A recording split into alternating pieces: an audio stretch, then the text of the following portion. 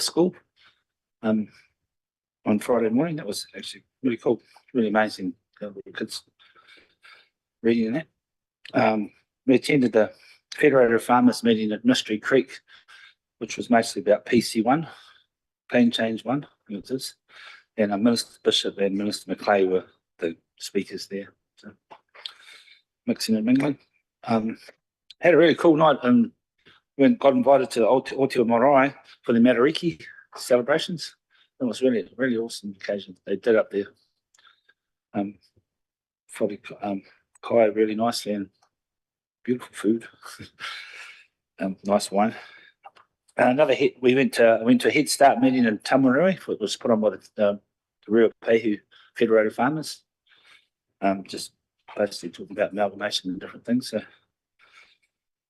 had a workshop, another workshop day at council we all attended. Got a Head Start meeting at Waikato University of Waikato. Just went along there to hear about that. Then we had the Waikato Mayors and EB Chairs Forum, Rural Forum, which is at Narawaya. And interesting, all these amalgamation meetings, it's how organised we are in comparison to our surrounding districts. So, last week we went to Councillor Butcher and myself. We attended the kindergarten, the Ōtorohanga kindergarten, and for a Matariki breakfast. It was very cool. So a lot of people, got to look down everywhere you walk in case you walk on one.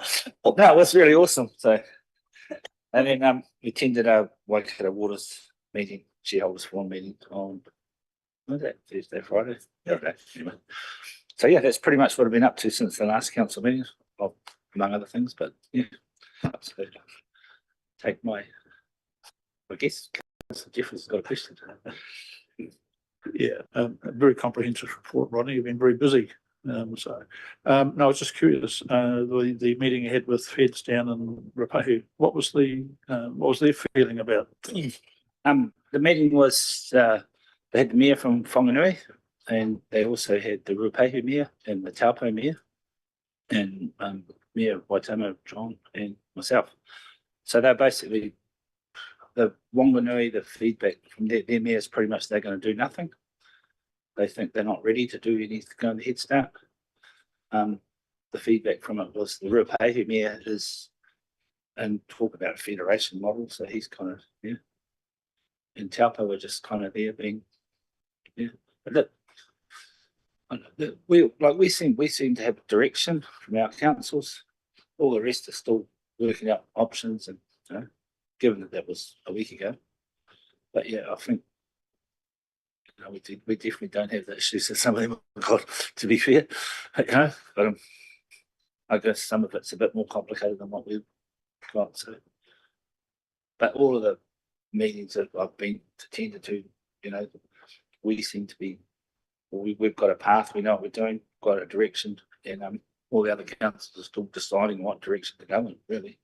They're just still mucking around with their options. So I feel that thing for their staff, if they decide, like Waitama's having a meeting, Taupo's having a meeting today, if they decide today they want to do this, someone's going to have to be floundering around behind the scenes having to do all the reports, write it up.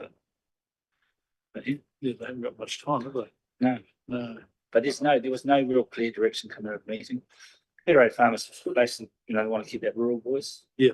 That's very much, even the Waikato farmers are pretty much supportive of what we're doing. Yeah, I wondered about people over there. So I guess that's the quandary they're in. Yeah, no, well, thank you for that. And I'll second your report. I'll just cancel the watch first. Through you, Mayor. Just with that Waikato Waters done well, just a little brief on the shareholders meeting, how things are going since. The shareholders meeting was basically about what they need to appoint a couple more directors. So it's just a bit of direction on a budget, really, for it was but it's because Waipa and Waitama started, so they're basically the CE whatever just said it's all pretty much going as planned, But yeah, it's an organisation that'll drink a bit of money before it gets up and running. As I see it, but yeah, they're short of 2 directors in this. in the constitution that they need. So, but it's about finding the right people. So the forum was really about the shareholders okaying them to go out to the, to get the term and employ someone to go and find the right directors for the positions. Yeah. So my report's moved by Councillor Jeffries and seconded by Councillor Carr. Over. Jared. I'll just run through. Oh, I didn't do the confirmation of minutes. We jumped a step. Anyway, we'll just the minutes from the last meeting. Can I have a mover? Move to Councillor Barker, second to Councillor Butcher. In favour, any matters arising from those minutes? Councillor Barker moved it, Councillor Butcher seconded. Any matters arriving, because we had some new minute takers, she's ducked out. And just in case there could have been a few problems. No matters arising. Yeah. Great job our new standing team did, and someone fixing it up. So now we're on to the first item we had was item 54, but we're just going to remove that for there's just some analysis. It's not quite correct, so don't worry about that at all. It's removed from the agenda. Yeah, we can have a question next time it comes up. Our forensic team found some problems. Yeah.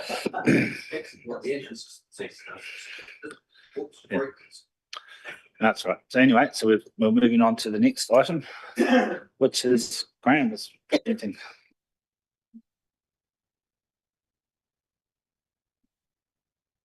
Item 55 we're on now.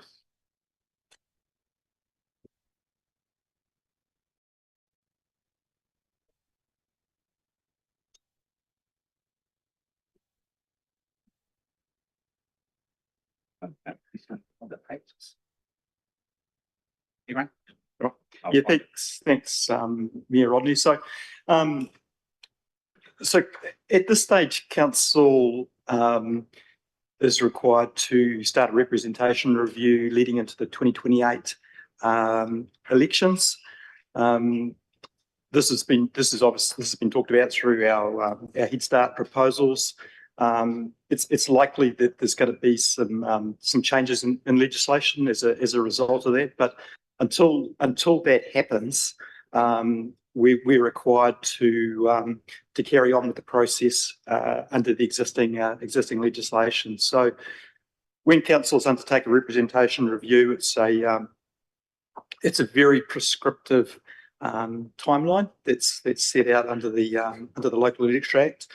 And one of the first things that you have to do as part of that process, and this has to be done prior to the 12th of September, is decide on your voting system. So there's two options available. One is first past the post, and one is single transferable vote. This council has traditionally used first past the post, which is a very simple, easy to understand electoral system. The candidate with the highest number of votes is elected. If you've ever had somebody try to explain to you how single transferable vote works, it generally takes about half an hour, which we haven't got today. The actual voting itself is actually quite simple. You basically rank the candidates 1, 2, 3. You don't actually have to rank them all. It works well in councils, where they have like 15 nominations for mayor, but traditionally we don't have a lot of nominations. It's when it's how you actually decide who's elected. It's incredibly complex, and you can actually even end up in a situation where the person with the highest vote isn't necessarily elected. Because the way the votes transfer. So the recommendation in the report is to carry on with first past the post, and happy to take any questions. Thank you, Graham. Any questions? Councillor Carr? It's not really a question per se. Like one of my best mates is a councillor in Plymouth, and they use single transferable vote. In every election, he's got to fully explain how it works, like every time. Yeah. And so I can't see any reason why we need to change, to be honest, because what we've got is pretty simple and it works right. You know, it's not like we have hundreds of people standing for positions, so if it ain't broke, don't fix it. Thank you. Councillor Barker. I'd just like to say, I think the biggest problem we've got is anticipation, is people anticipating it. Well, I think first pass is fine, but somehow we've got to get more people to engage. Yep, sure. That's the challenge. Oh, you want to step down? Yeah, no, I think it's first past the post seems simple to me. I always think of something else, STV. Sorry, but but anyway, it wasn't that either, Councillor Butcher. Yeah, but it's simple is good. I think just keep it simple. So we've got sorry, Councillor Barclay. I probably already know the answer to this, but if the amalgamation happens, this topic might come back up. Oh, again. Absolutely. Yeah. And I think I've just had an email this morning from our electoral officer to say that like there's some councils are actually waiting, to see what happens with in September, so this resolution just could become invalid, if there's new legislation that comes out. And I think, with amalgamated councils, the current, unless the change of government, the current timeline around the Head Start proposal doesn't work with existing representation arrangements. So there's got to be a change in legislation to establish those new councils. So, Yeah, I just, with my views on it, I like status quo for our current environment that we're in, but maybe if there was going to be a change, then maybe we would look at an STB sort of situation to try and gather a bit more, to see if we would get more representation. But yeah, for now, in this situation, in this environment, happy. I think because because I mean Waitama's not even up for a representation review, are they? So they won't even be having, if we didn't amalgamate, they won't be having this discussion at all. Whereas no, you have to do them at least every 6 years. You can do them every election if you want to, but so the minimum is 6 years. So they did a representation review prior to the last election. We didn't, and so we're sort of out of step with them. Yeah, no problem. So I'm going to read the whole resolution out. The staff recommendation on page 73. That the Ōtorohanga District Council notes that the resolution to change the electoral system for these elections must be made no later than the 12th of September 2026, and B, resolves pursuant to section 27 of the Local Electoral Act 2001 to retain the first past the post electoral system for elections of the Ōtorohanga District Council and its community boards, and any associated elections such as a by-election for the 2028 and 2031 triennial general elections. And C, notes that pursuant to section 28 of the Local Electoral Act 2001, public notice of the right to demand a poll on the electoral system must be given no later than the 19th of September 2026, and that as council passes a resolution under section 27, a public notice must include notice of that resolution and a statement that a poll is required to countermand it. And D, notes that electors may demand a poll on the electoral system in accordance with sections 29 to 35 of the Local Electoral Act 2001. This is why you didn't put those sections in. Could I have a mover for that? Move Deputy Mayor Christensen, seconded Councillor Jeffries. All in favour? Carried. Shouldn't we just said just same as before for resolution? Anyway, it's all good. Moving on now to the podium, I'd like to call Mr. Paul Strange, please, for item 56 on page 77.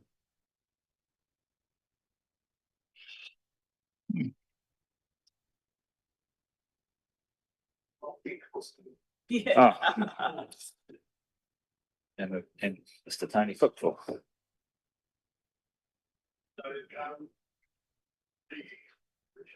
We're here for a road closure for the Silver Fern Rally. We've gone through the processes, sought feedback from the public. Had quite an extensive discussion with the rally organisers to see what we could get out of it for the district, and they came to the party a lot more than they originally did. So we're seeking to approve the rally. Any comments, questions? Councillor Jeffries? Yeah, just the one through you, your worship. Paul, clause 2.2 talks about advertising. Is that advertising that council did or that the rally organisers did? So we have to advertise a rally twice. First of all, to propose that we're considering a rally and asking for objections. Yep. And then we also advertise that we've decided to approve the rally, so the rally is approved. I don't think we have to advertise if we don't approve it. But the rally themselves will do their own advertising as well. Right, I guess that was where the question came from, I guess, is that advertising that you've got there would be done just through the newspaper. Would that be right? And on our Facebook On page, Facebook page. social media. So the advertising that the rally group would do would be sort of almost going around and knocking on doors, would it? Do they have to get the approval of every resident on the They have to inform every resident. form? Yeah. I mean, you give the approval for road closure. We advertise saying, has anyone got any objections? And we receive none. But yeah, they don't get approval from every household, they have to inform every household. Okay, that's good. Thank you. Councillor Carr? Yeah, no, it was pretty self-explanatory. I thought it was, it's a bit of a no-brainer, but so even if we approve it and say one of our neighbouring councils don't, what happens then? Is the event pulled? Because like sections go through Waitonga and Taupo, what? In the past, there has been Waitomo declared a section, and they modified the rally stage, so it finished a bit earlier, a bit shorter. Councillor Barker? There's $5,000 bond put down, isn't it? Is that enough? I will just check the bond is on this. It says in here somewhere. Let's say it's 5,000. Yes. $5,000 bond. Is it enough? We haven't had any issues in the past.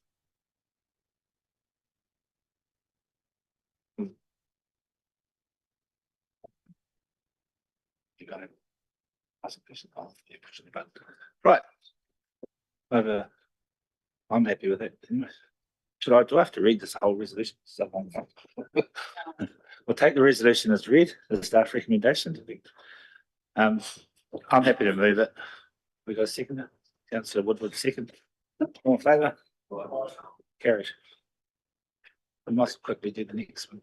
Thank you. Now, the next one's very similar, but it's a much smaller rally. It's the Hamilton Car Club, single, not two roads, but they join together, Hoddle Road and Taharoa Valley Road. One day event held annually. They work very well with the local school, who is the marshalling area and things like that. Again, we've advertised for objections and received none. There's only Coles here. Not too many people up that road anyway. Coles is happy, we're all good. So anyway, so have a mover. I think I better say the resolution. Hang on. Take the resolution as being read, the staff recommendation on page 84. And do we have a mover? Move Councillor Carr, second Councillor Butch. All in favour? Carried. Thank you. Thank you very much.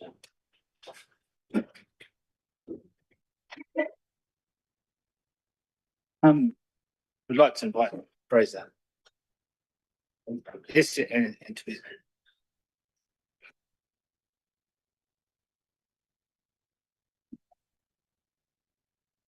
Thanks, Fraser, for coming. Sorry we had our timing a bit wrong. But That's entirely okay. That was probably an error at our end, an oversight. yeah, we were having the meetings originally sort of at 10 o'clock, and then we decided at 9 o'clock because it's just putting things in. Okay, okay. But yeah, so obviously it doesn't matter. It's no problem. Yeah, that's fine. Thank you. So the floor is yours. Cool. Just before I start though, just because we've got some new councillors in the public gallery, we can ask questions to inform ourselves, but we actually can't make any decisions in a public gallery.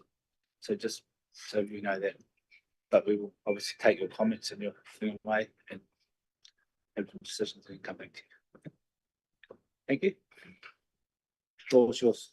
Tēnā koutou e te whanako hui hui mai I tēnei ata. Tēnei te mihi ki ngā kauniera e noho ana nei. No hauraki a hau. Engari e noho ana maiwa kei Ōtorohanga I nai nei. Ko Tanya a tōku hoa wahine. Ko Kupa rau ko Hunter ki Tamariki. Ko Fraser Quinn tōku ingoa. Nō reira, morena, tēnā koutou, tēnā koutou. Thank you for making an adjustment to the agenda today to fit us. I'd also like to take a moment to acknowledge the community where we live, the civil defence, those in the welfare team and the rural support group for the huge support given in the immediate aftermath of the flood. I sit here today as a constituent of this area, and I think it's in the best interest of our community if I speak to inform you of the current situation we find ourselves in. We're the owners of one of the yellow stick houses from February the 14th. On that night, at about 1:30 AM, my family and I evacuated our home. Our youngest son was 9 months old, our eldest was 4. Within 3 hours, the water had risen from the banks to our steps. It moved fast across open paddocks and left us with almost no time to act. Came up incredibly quickly and stymied our attempt to make it to our pre-prepared evacuation vehicles. As we waded across the waist-high water to the rescuer in the tractor, we began this challenging chapter of our lives. Since then, our property has been assessed with a hazard rating 4 to 5 in the Te Miro flood report. That assessment makes it clear that, in a similar event, our house and property will not be safe for people, vehicles, or animals. I'm sure you're all familiar with this report and need no reminding of how significant and dangerous this event was for people living in the area that we call home. My concern is simple. Through a lack of action, Council has left our family and others in this area with no option but to return to a property that has been assessed as high hazard with no clear mitigation in place to reduce the impact of the exact same scenario playing out in the future. In your code of conduct, number 1 is public interest. You'll serve the best interest of those in your community. I cannot believe that in a community like this, anyone would be comfortable sending a yellow-stickered family back without any real mitigation for the future. I would have thought implementing a plan is in the public interest. At this point, we have not been given any clear evidence of what caused the flood to be so much higher than anything else on record in our area. We haven't been told what has changed since the flood or what practical steps have been taken to reduce the risk in the future. The trees remain, the culverts remain the same, there is no warning system in place, and no water level monitoring system in the Ōtorohanga River as of yet. And so, the future safety of anyone who lives at that address remains uncertain. It's been over 5 months and I'm well aware things take time, but it's my understanding that Environment Waikato has no intention of providing a report to ascertain whether trees, culverts, rain direction or any other factor contributed to this event being so significant. I'm also of the understanding that no one from Ōtorohanga District Council is advocating for us with Environment Waikato. I know Ōtorohanga District Council doesn't manage that waterway, but is it not within your duty of care as part of the recovery process to provide some information or ensure some information is provided about the state or condition of the awa to those that live alongside it? It feels as though the response has been to hand the problem to insurance. And I think it solely sits there. Well, they're doing what they signed up for, no less, no more. And it is not their role to see the big picture and act beyond the immediate contract they have with each homeowner. Big picture stuff. That sounds like something we hope our council has some skills with. But sadly, the plan from the council seems to be suggesting laying new carpets, painting the walls, fixing up the garden bed, and hoping that a 1% AEP event will not happen again in our lifetime.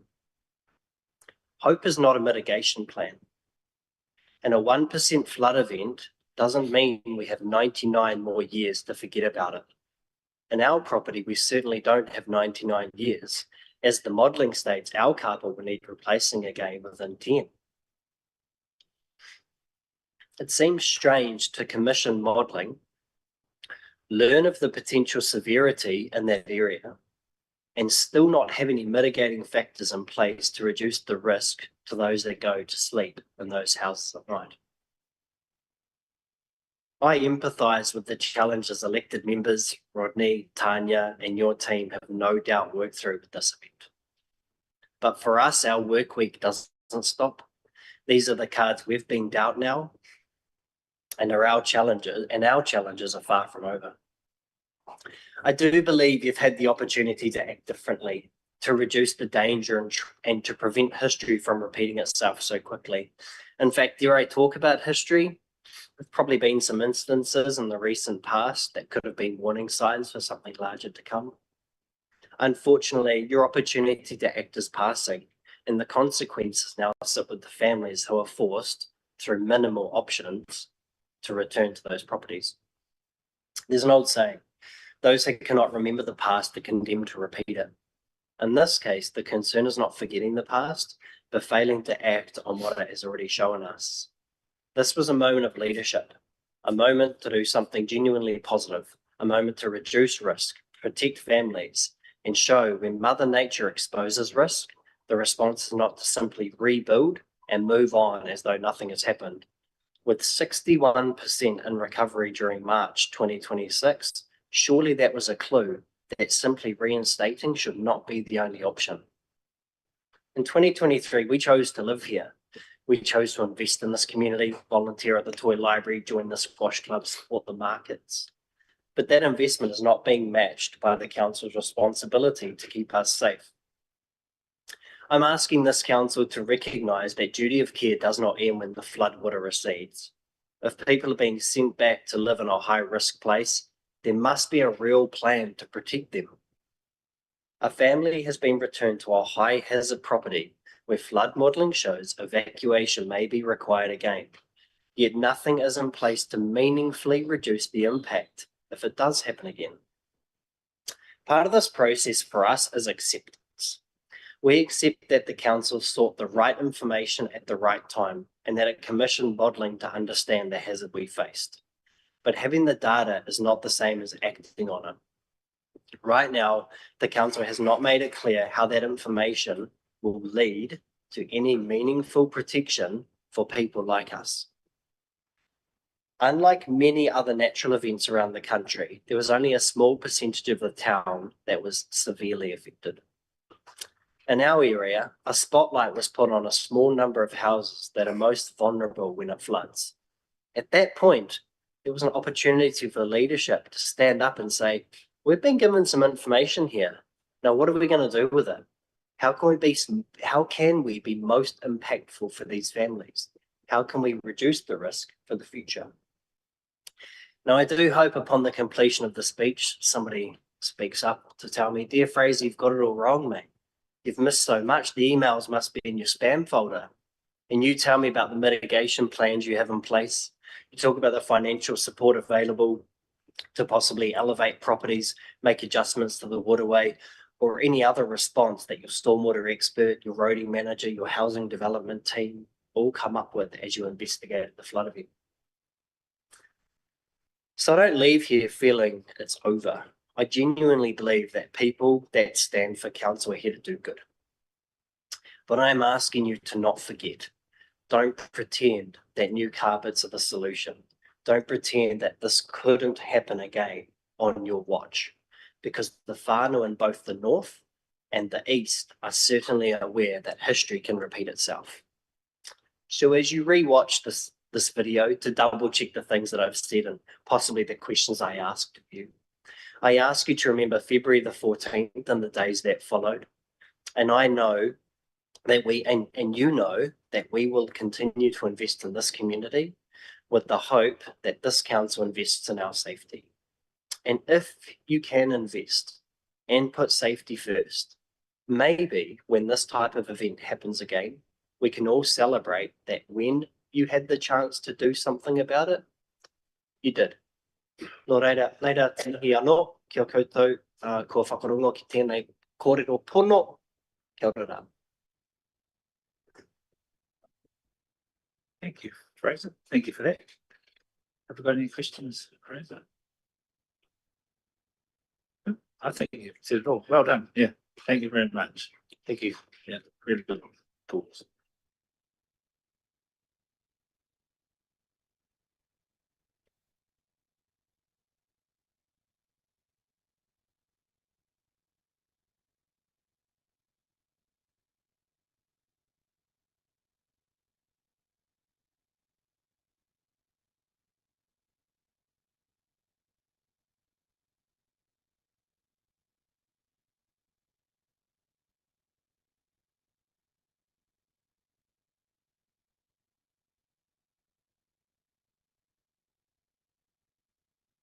Right. Now on item 58, page 89. Oh, we can be, we have to, Sorry. well, we had. Oh, that's he's on. He's on. We've got, A presenter is Sean. Yeah. Sean's online. yep, so, kia ora koutou. So I'm standing in for Mark, today, who's, on a course. And online we have, Sean Hodson, and Sean is our transition manager for, Waikato Water. So Sean reports, directly to Mark and, is leading the, transition. So bringing together, many different strands, and engaging between the staff here who are working on transitioning our water and wastewater over to the company, and the team who are actually now running the company because it's operational. So the purpose of this report today is to update council on the transition of ODC's water and wastewater activities to Waikato Water Limited, and just to tell you how we are going to keep you informed through regular reporting on our transition plans and processes. So, so that you are confident and have assurance that we are going to be ready to transition on the 1st of July 2027. So 3 councils have already transferred over, and that's Waipa, South Waikato and Waitomo. So we have the benefit of them ahead of us, and we are able to learn from their transitions. And Sean and the other transition managers have a quite a close knit group that share information regularly there. So Waikato Water did go live on the 1st of July this year. And yeah, as you can see in the report, at the moment, our current everything is green. We're tracking along fine, and everything is green. Probably the next big decision that you will be making as governance will be around the statement of expectations. I was thinking it starts with S. Sorry, statement of expectations is the next thing that you will decide, approve, and that will set the company up around what the shareholders expect from them. So I think I'll finish there, and I'll just see if Sean has anything to add from a kind of day-to-day managing and oversight perspective. Kia ora, Sean. Oops, you're on mute. Kia ora, Shane. Thank you, Tanya, for that introduction. Just in terms of additionals, there's been a bit of an early release of staff from ODC to assist Waikato Waters Limited, which has helped quite a lot for them and also for us. We're getting an early insight into Waikato Water Limited in terms of that aspect. Do you want me to go into the reporting format and anything else, Tanya? Would that be useful, or do you just want to ask questions? Do you want him to give you an overview of the reporting format? Yep, okay, thank you. Okay, cool. So obviously right at this moment in time, we're in a little bit of a lull because the Waikato Water Limited are looking after the three councils that have already transitioned, and Matamapiako are transitioning in October. So we've got, and it's present in the report, a high-level activity plan. So these are the key deliverables, one of which you've just mentioned there, Tanya, about the statement of expectations, etc. So as a graphic, it gives council a very easy and quick mechanism of looking at where we're at, what's coming next in terms of date, and we've color-coded them. So blue, for example, is complete, green is underway. If there's anything at risk, we'll put it in red. And then there's some key decisions in that graphic as well. The graphic is supported by the report, similar to what you've got already. But at present, it's a very high level program of work, an indication. We're working with Waikato Water to get more detail around the sub-activities. So for example, land transfer, post-completion services agreements and all that sort of thing. And that's going to be based on learnings that Waikato Water have had with three transitioning councils and also Matamapiako as it comes in. So whilst you've got a very high level report at this moment in time, the future report will have a lot more detail behind it should you need it. The way that we present that detail is up to you as a council. The graphic is one way of doing it, and we can get sub components of that graphic, so we can just drill in and just say, okay, this is post-completion services agreement, this is what it's about, these are the next steps and where we're up to as a graphic. Equally, it could just be a Word report, or we can use something like, well, not really MS Project, but an Excel spreadsheet and a Gantt chart, those sorts of aspects. Personally, I think the way that we're doing it at the moment makes it a lot easier for council to understand where we're at a very high level, and then they can read the text in the report behind it. So I'm open for any comments or feedback on that. And we're looking at monthly reporting, aren't we, Sean? Yeah. Yes, we are. Yep. Yeah. So I guess once we start the reporting, I mean, you can see the graphic there and ask any questions. Once we start that monthly reporting, it might become clearer what's working and what isn't, what you need more of, what you need less of. So yes, as Sean said, we do have two staff who have moved early. Well, one moved early, the other took an opportunity, and we have got them seconded back to us. So they're working partly for Waikato Water and partly for us, with a foot in each camp at the moment. Yeah, just had a question, like this is pretty good around the operational performance, just around the financial stuff. How often are we going to get reporting back on that to make sure that when we go in, they're not further in the red than what they're supposed to be? So you mean reporting from the company? Yeah. Yeah, so that'll be through the shareholders representation group. So as staff, we won't be reporting to you on that through this reporting mechanism.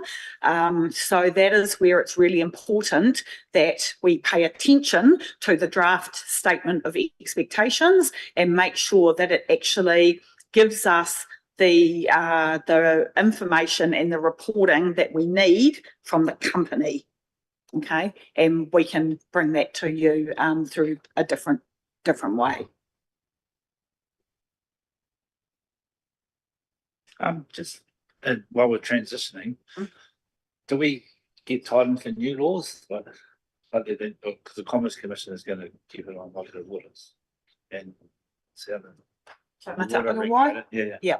So Yes. do we Are we still just the old rules while we transition through? No, so we're already paying levies to both of those organisations, and I've just received this week the Taumata Arawai compliance report for 2025-26. So yeah, we are definitely under their wings at the moment.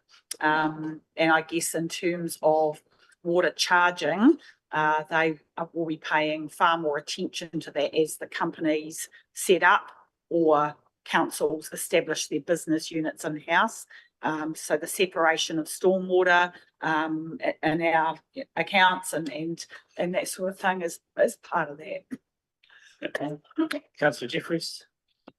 Oh, thanks, Your Worship. Yeah, I'm probably getting a little bit ahead of myself, but will that statement of expectations include how the company intends to set its fees and charges, if you like, and how they will recover those? Is that part of that?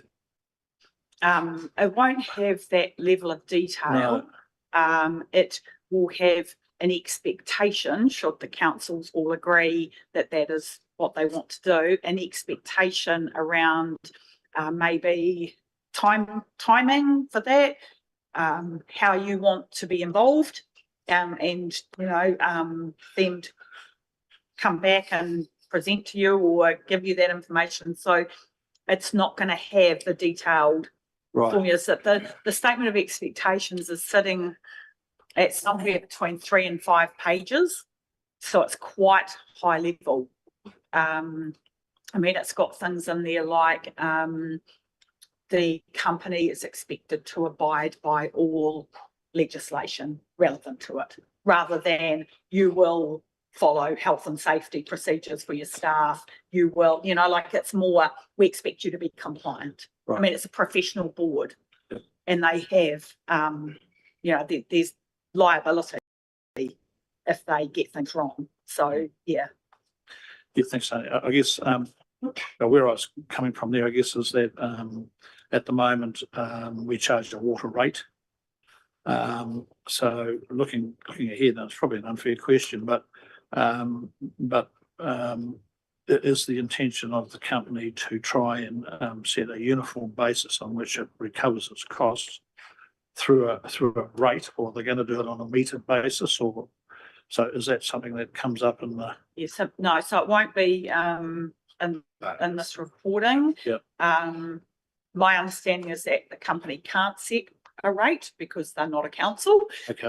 So they have got to find another way to do that charging. Right. And I guess they have options there around volumetric or I don't know, day charges or whatever it might be, or per meter or that sort of thing. And yeah, so in terms of harmonisation around charging, the intent from the shareholders was that we start off sort of ring fencing the charging. Yep.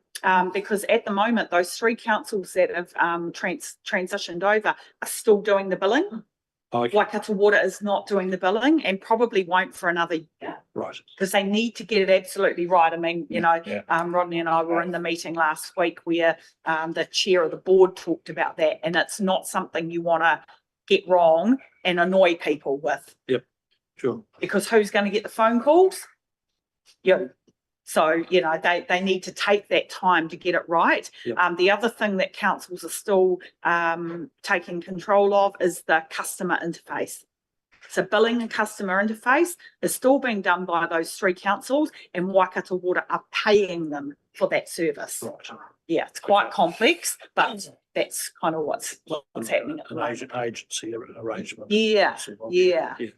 So, and just one last question. So in terms of at what stage then will council have a say, if you like, in terms of who represents us on the board? Or do we not get that say? No, so the shareholder, the board is a director appointment process. Right. So they will go out and advertise, the board will go out and advertise for 2 more directors to join the 3 that are already existing. They won't represent Ōtorohanga District Council. what was envisaged was, and I can't remember the name of and Mark's not here to help me out, and Sean might know, there was another layer that had representation from maybe that's the shareholders representation forum though. Yeah, it must be. Yeah. Sorry, what am I saying? Yes, it is. So That's the Tanya, does shareholders the, representative forum that has that interface with the board, and there's your rep. Or their delegate. there's another group below that as well, Tanya, which is a joint working group, which is probably tier 2 level. Yeah. So Mark's level also, they're doing the kind of more operational interface with Waikato Water. So it is a shareholders representative forum. Good. No, that's fine. Thank you. Councillor Carr. Yeah, I mean, this month's report's fine and the format itself is ideal, but like just on the feedback we've had thus far from some concerned ratepayers, locals, it's around the financial stuff. So it's sort of piggybacks on the back of what Michael asked. How will we know how we're tracking financially? You know, are we on budget? If there's any blowouts, what's caused the blowouts, why, that sort of stuff. That's what they care about. It's all about how much it's going to cost them. Well, tell them to wait for 10 years because that was in the report that got voted through. Otherwise, there'll be no real change for 10 years. It might even go up. That was in the reports. So tell them that they expect it possibly could go up a little bit, but in 10 years' time, they'll be able to go. This was awesome. They also talked about harmonisation It didn't at some sound, stage. it didn't sound 100% Shane? convincing to me, Ronnie. No, Oh, Shane, I'm sorry, but that's what the report demonstrated when the last council voted it through. they also 10 years' talked time. about in a few years, like also at some stage, harmonisation across all of the Waikato Water done well. So It's the long picture. For Ōtorohanga District Council, we could have quite comfortably gone it alone for the first 10 years. It was beyond that was looking a little bit kind of, more uncertain around. And it's not only, it's not only do we have the financial capacity and that to do the work that's required, we've got big entities up the road paying people another 50% what we pay them here that are really attractive for people looking at career moves, and we start losing staff. And also contractors look for the big bits of work. So we've got $1 million pipe that we need to put in. They've got $40 million worth of work up the road. We end up with no one tendering for our work. So there was quite a lot of factors beyond the strictly, financial. Yeah. But tell them to wait for 10 years. Hopefully But that in itself worries me. Like, if we've got a project that's important to us, but it's not big enough in dollar sense, when's it going to be done? And that's always been my concern, right? Is we're just going to be like almost a drop in the pond. But there's a regulator on it now, so. Yeah, so I mean, the ex-mayor of Papakura told the story about when they joined Watercare, and they were the smallest council, and they thought the same thing. Well, their little projects were chicken feed and got the funding first to get them off the books. Like, let's just sort that wastewater treatment plant out because it's $500,000 and get it ticked off. They actually benefited from the scale because theirs was so minor. It was almost like, oh, these are easy wins. Let's just, low hanging fruit. Let's just get these done. So I guess, different mindset. And he presented to the councils in one of the zone meetings on that particular thing. Councillor Barker. Yeah, my concern is like when you're saying my time is billing out, like they don't quite know how they're billing it. Shouldn't that have been sorted out well before this was started? Are you been getting the billing system up Well, and running? how they're going to bill with us on a meterage rate, daily rate, should have all been done before it actually all got kicked off the court? Yeah, so they know how they're billing at the moment, and I'm not privy to their conversations around how they're going to in the future. Maybe Sean can enlighten us, but yes, I think it's a big project getting a new billing system up and running, but they are, they know how they're billing at the moment. Right, it just seems a bit airy-fairy. Yeah, we're all doing it differently and we all use different systems. Yeah. So the migration over is really important. Oh. Mm. I can probably add to that too, like at this stage, Hamilton City's not even metered. So, there's a massive project there to put that in place. So it's not just water, it's wastewater, as well. So, all of those, legacy councils, generally billing wastewater on a fixed charge, so, there's different options of billing wastewater, but it's likely the discussions that we've had with the CFO forum that they'll start off with a fixed charge, but there's options around billing wastewater, water in, water out. So, I don't think any of that's been confirmed at this stage. Councillor Butcher. Through you, Mayor Dell, just I suppose remembering too that we've 2 years now on approximately of a lot of information and public consultation that the public had the ability to come to. So, just wanted to say that.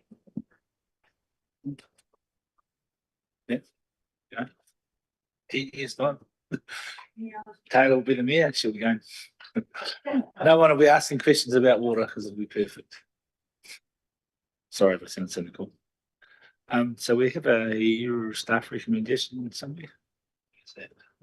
Sorry. Received. We're just receiving that, yeah. So receive the. Receive this report because it's not yet. To move Councillor Jeffries. Second, Councillor Woodward. All in favour? Carried. Thanks, Sean. Thanks Thanks, for Sean. joining us. Thank you, team. Have a good day. Yep. Bye. Bye.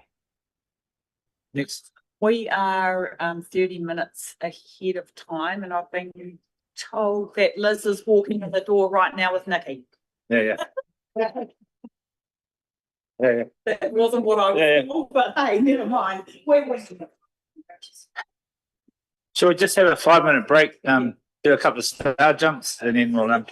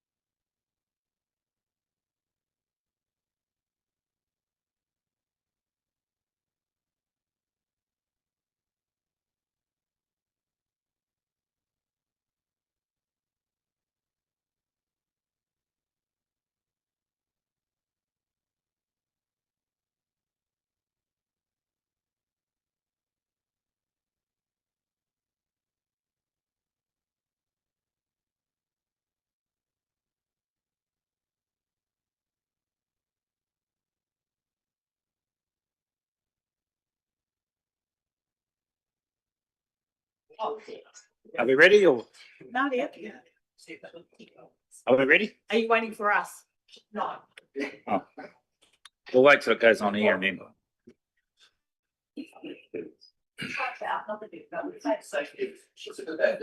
Right, we're on here. Oh, everyone went quiet. Yeah, power. Welcome to our team at Ben. Kia ora, koro mātua me ngā kai konihira tēnā koutou katoa.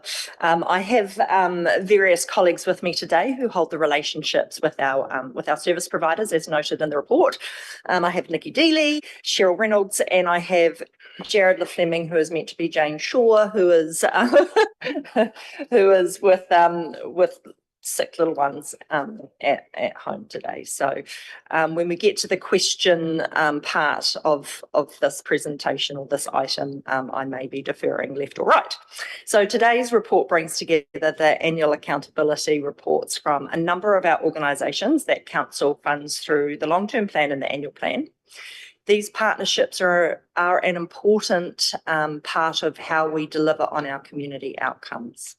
So people, place and partnership. It's with our providers supporting everything from youth development and employment through to environmental education, community wellbeing, heritage, creative industries and economic development. As members will recall, this year's reporting and presentations have been spread across a number of meetings and workshops to enable us to get them in front of you in a timely manner that you can consider any ongoing funding in the coming LTP. You've already heard presentations from James Towers on Mayor's Task Force for Jobs, Enviro Schools, Ōtorohanga Support House, Sport Waikato, and today we will hear from Liz Cowan, Director of the Ōtorohanga Museum. Presentations from Thrive, Waikato Screen, Maru Energy Trust will happen in the coming workshops, and Elevate's report and presentation is scheduled for August council meeting. Regarding a question that was raised in the Enviro Schools presentation as to where other funding for them comes from, whether that's not regional or local, we haven't been able to get to that answer yet, but as soon as it does, we will fire that back out to you. I'd also like to take this opportunity to apologise for not pre-circulating the Enviro School and Sport Waikato report when they presented a couple of weeks ago. That was a complete oversight on my part. If you have further questions from their reports in this agenda and we can't answer them, we'll go back and find those answers and come back to you with them. Regarding funding for museums, I think it's worth noting, particularly for our new people around the council table, that Kāwhia Museum does receive council funding, and it's a district-wide rates funding. That's provided to the Kāwhia Museum through our agreement with Elevate. So council funds Elevate, Elevate funds the Kāwhia Museum, and that supports the info centre as well as the museum because they're co-located and co-staffed. So before handing over to Liz, the team and I are happy to take any questions you might have of the report or the attached accountability reports. Thank you. Councillor Wood. I could be the right time, wrong time, I don't know. The Maru Energy Trust stuff. Just had a question around how that funding's allocated out. Like, is it just because we don't take up a significant amount of that area, the Ōtorohanga sort of district part? Is the funding proportional, or they just use all of our money first and then start using their own money, sort of thing? How does that, like, is it funded similar to sort of with some the Mayor's Task, the Mayoral Relief Fund, where it's a dollar for dollar from everybody put in at the same time, or is it all of our money used first and then they go to the next provider? Do you know how that funding allocation goes? Kia ora koutou. Thanks for the question. I don't know the direct answer to that specific question, but the Lines Company is only partially across our district, and so they allocate proportionally within the boundaries of the Lines Company area. Yeah. But I can get the specific answer to that question. It's more because we are not a major part of that area. I just don't. in theory, if our people engage early and we warm all our houses up, then we're then warming up Te Kuiri's homes and stuff like that. So yes, or is it only ring fenced? Okay, yeah. It's ring fenced, and I was told by Brian Hanna that they are just entering into negotiations with Waipa Networks to provide similar to the Kawhia and the rest of the district. Yeah. Oh, that's good. Councillor Butcher. Yeah, through you, Mayor. Mine was more around the virus school and was more a statement after their last presentation. I can sort of see where their money does come from in funding. It looks like it's Toimata Foundation is one of the biggest one in Waikato Regional Council, so that's all good. And I like their program. It was more probably around, we talked about getting involved with the local college, Ōtorohanga College, and they hadn't sort of had any involvement there for maybe just a little bit over 5 years. So it was more of a point probably getting back into there because that's quite important to hit the college students. Really, that's just a comment, yeah, because you know they're also very hungry for environment and things like that. So it was about getting re-engaging into the college. Yeah, thank you. Thank you. No more questions? Oh, sorry. Do I forget you, Councillor Chris? Thanks, Your Worship. Yes, I'm just looking at 4.8, clause 4.8, where it talks about how homeowners qualify. And if I'm aware that there are a number of people who live in rental accommodation, so that the first couple of bullet points actually exclude them, as I understand it. So they're relying on being referred by the Healthy Homes Initiative. So how is that action? Is there somebody who's acting on behalf of Maru or Healthy Homes or something that goes around and identifies what's a healthy home and what isn't? Is that how does that work?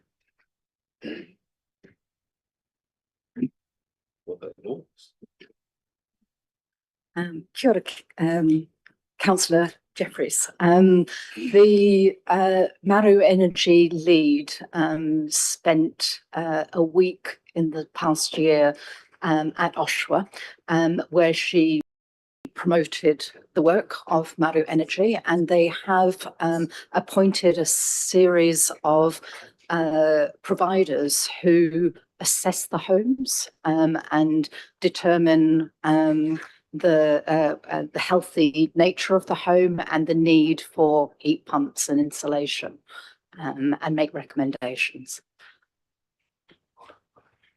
You're welcome. Councillor Battle. Thank you.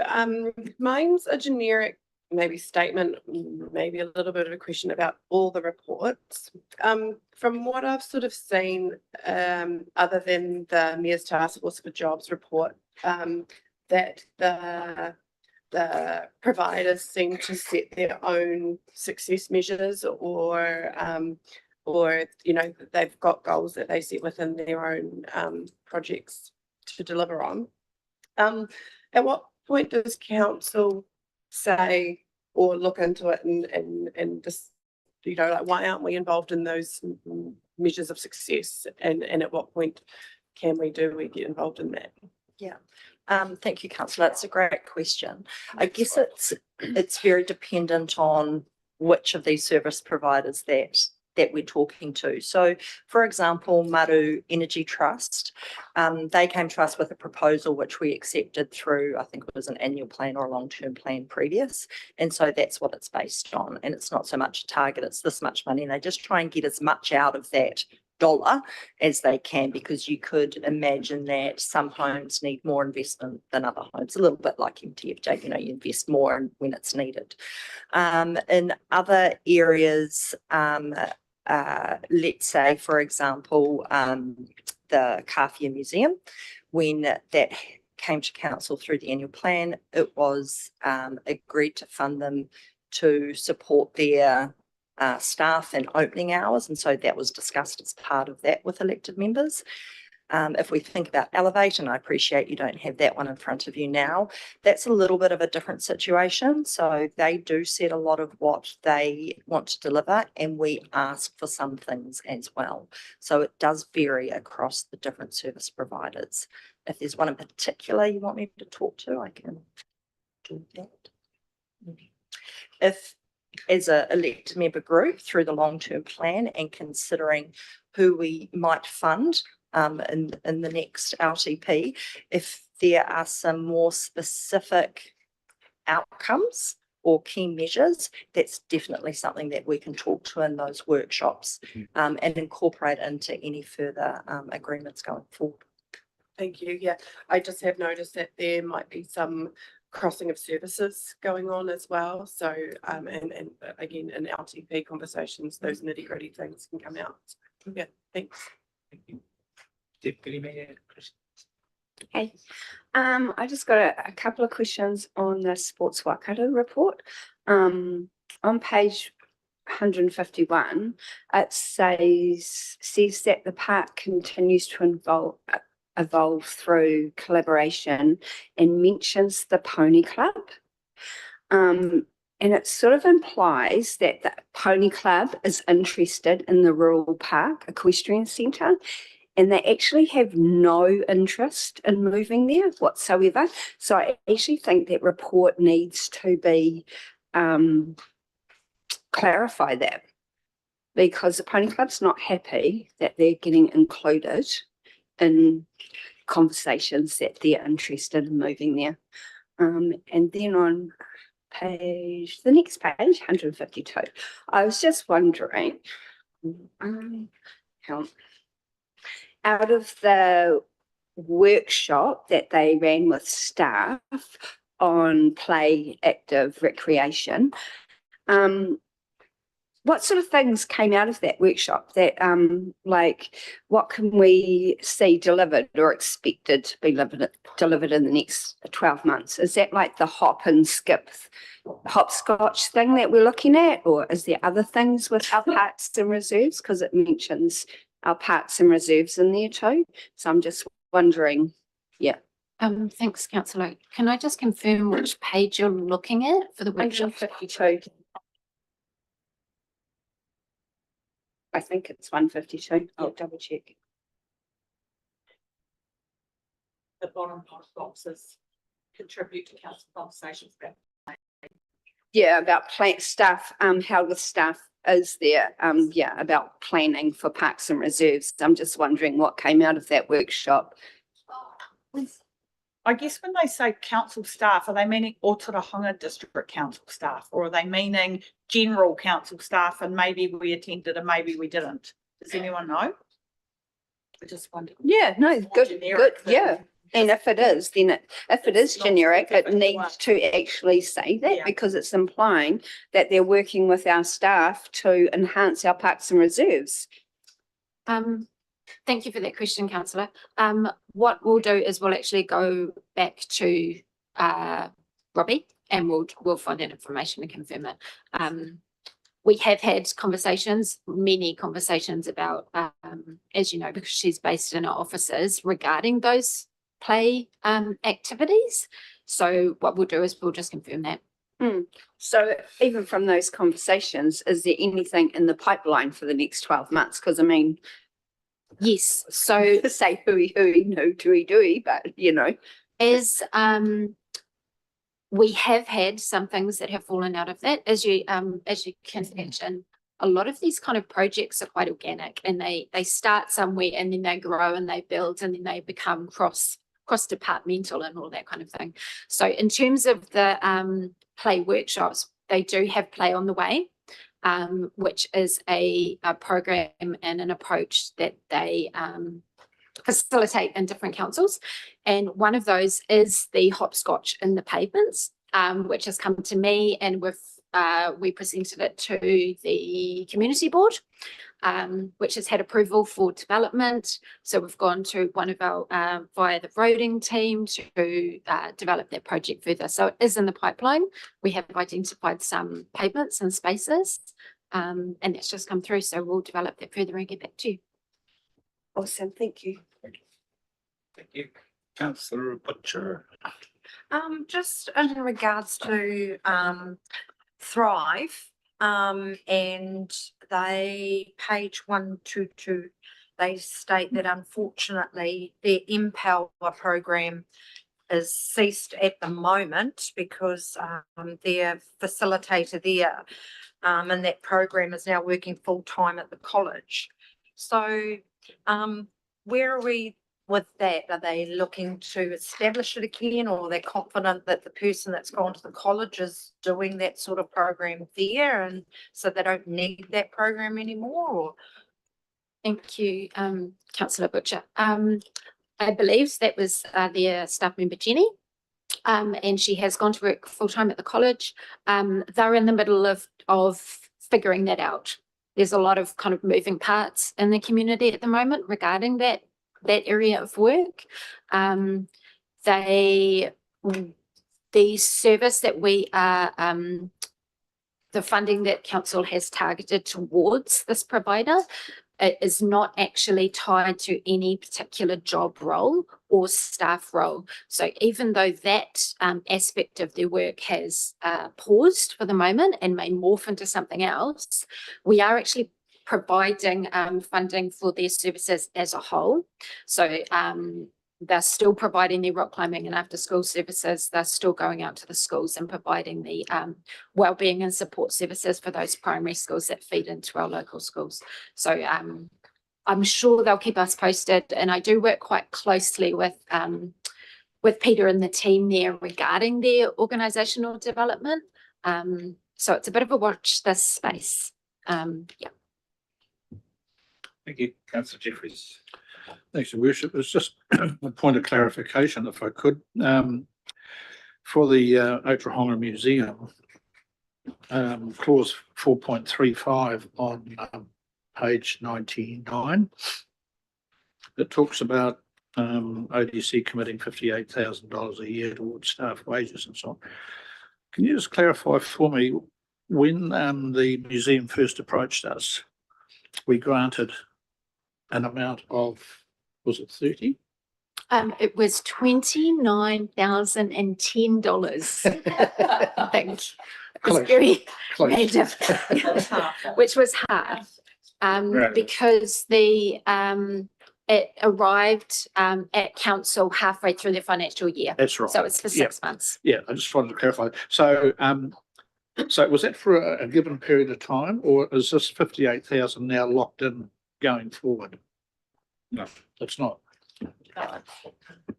No, because it wasn't part of the the current LTP that we were in. Yeah. If you recall, and to support Nikki's comment, the lotteries funding, which covered wages, wasn't successful in December of whatever year that was. And so they came to council to ask if we would support, which is why it was the half of the year's funding. And then we've included that in every annual plan. So part of council's decision making going into the next annual plan is which service providers would you like to fund, and this will be one of those options. Oh, what did I say? Sorry, I meant long-term plan. Yeah. Long-term plan. So are you talking, sorry, just to clarify, Nadia, so you're saying that we're looking potentially going forward at 29 or 58? So the full year funding for this year is the 58. Yeah. Who you fund and what you fund them will be a decision for council through long-term plan conversations. Yep. You might want to not fund all the current ones. You might want to fund more. You might want to fund them the same amount. You might want to fund them less or more. Yep. So those are, and then you also might want to put in some clearer measures as to what they're delivering. So those are all the sorts of questions that we'll be covering off. Right. Okay. Thank you. Councillor Barker. Yeah, on the Mario accountability report on page 104, if you go to the 1st of July 2025 to 30th, on the installs, for example, on the installation works out at 1,040. And if you go down to total installs, installation works out at 691. Why is there a difference in that? Sorry, can you just go through that slowly for me? So I'm on page 104. Yeah, 104. If you go through the top graph there of Yeah. 1st of July. If you work on the installation, 24 installations at 27,000, it comes out at 1,040 per installation. And if Yeah. you go to the bottom report, the 83 installations at 57, it comes out at 691. Why is there a difference? So the bottom, I'm going to take a stab at this, but it might be something to follow up with them when they come to us. The bottom one is from its inception Right, through to now, right. versus that top one is just for this calendar year. So they've increased that much. Yeah, I wouldn't be surprised if there's an increase in installation costs or Yeah, product yeah. costs, but great observation. Worth noting and asking when Renee comes and talks to. Yeah, so like that's almost double. Yeah. Yeah. Oh, could be it, I guess. Yeah. Yeah, it could be, but yeah. Yeah. Jolly good. No more questions? Well done. Have we got a resolution on that? No, we haven't. Oh, Liz, yes, Liz and Maggie's, I'm assuming. Running on one shot today, isn't it? Oh, yeah. Oh, my goodness.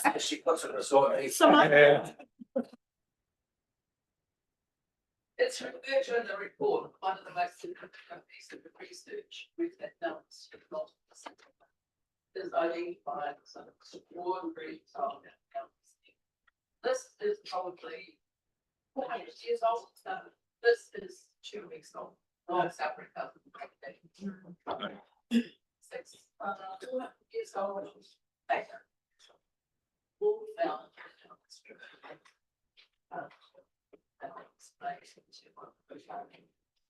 Pass around. Touch them and drop them.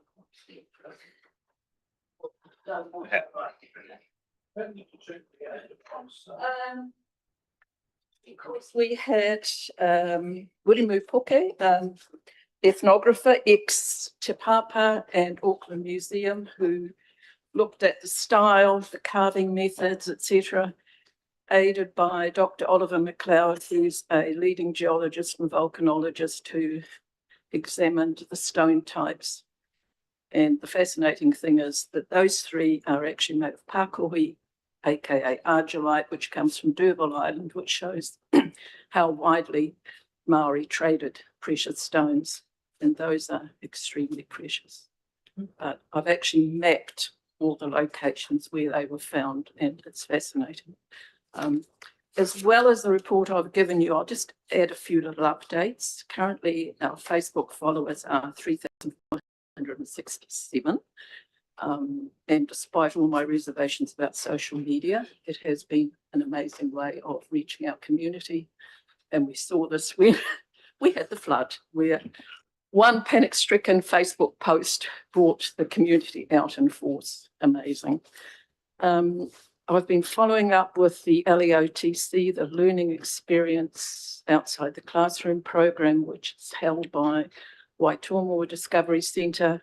Hopefully we'll be included. If we are, it comes with $5.50 per child that visits, because that is a government contract that they hold.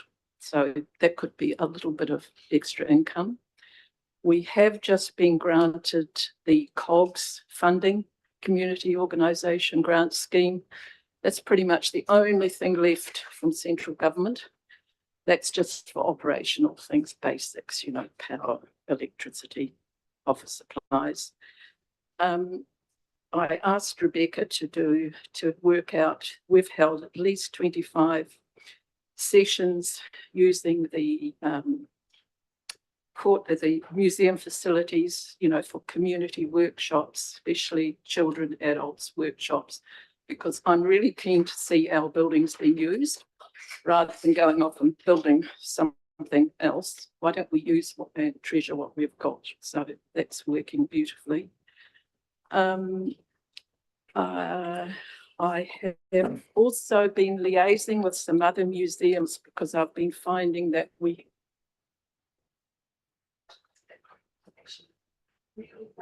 relevant to our district. For example, Taupo, I found a 1905 print of Te Huihu II, and I took that to Taupo Museum, who are very grateful.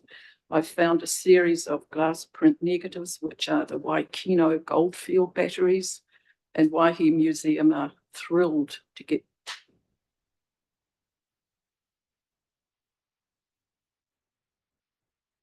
with helping us with templates and designs for our new displays for Te Wanui o Tāne. Yeah, so just trying to, and of course Te Papa, well, incredible. They have fully funded a really intensive report, which is pending on the state of the waka.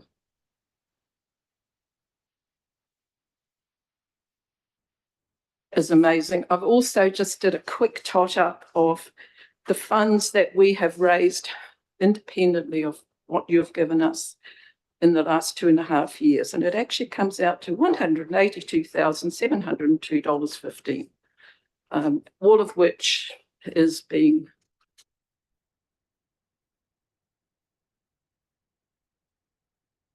Rewa School. The last thing I'd mention is thrilled to see the historic guns back, because I've actually had inquiries from Australia about them. I do have the correct historic information about them, if you'd like to add that, because people are asking what they are and everything, and very happy to, in fact, be delighted to hand that over to the relevant people to perhaps put beside the guns, which will really explain their history and what they actually are. So, okay, and now there's a slideshow, I believe. So I'm going to nod at Kaya. I'd like to start by just paying a tribute to Nan Owen, who passed away last May. There's Nan in jacket and hat, which indicates how cold it was. We now have a heat pump in the courtroom, so that is amazing. And of course, she was a collector extraordinaire. And we did a lot of sorting out, but thank heavens she was, because that's why things like this and other precious things are in that museum.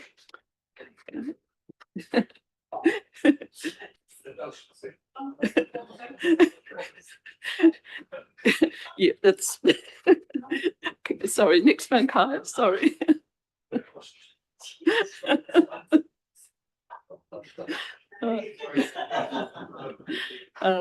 Yeah, so Nan every Sunday would open the museum from 2 to 4 for years and years, and she was a leading force there for about 50 years. Thank you, Nan. So next one. When she was there, it looked like that. There was a lot of stuff, and when we received an extraordinary bequest of $40,000 from Margaret Mackenzie, who died in England, but whose father was county engineer here for years and years. First thing the committee said was, I think we should paint the courthouse and the church. And I said, okay, can I have a skip, please? Because we had to take literally every single thing out, and Maggie remembers it well. By the way, Maggie is our president and volunteer extraordinaire. And we took everything out, and then we really went through everything, and we discarded things that were dangerous or broken, etc., etc. Next one. That is the domestic room, which is one of the rooms that we, again, reorganized. It's very popular with children, adults, etc., etc. Next one. Again, that is the shop area, collection of toys and artifacts. Yeah, next one. Sewing machines of all kinds. Actually, a lot of them extremely valuable now. Again, we did a comprehensive, examination of things, and things that were broken or beyond repair. We disposed of with our local metal merchant, who gave us some koha, which helped. Next one.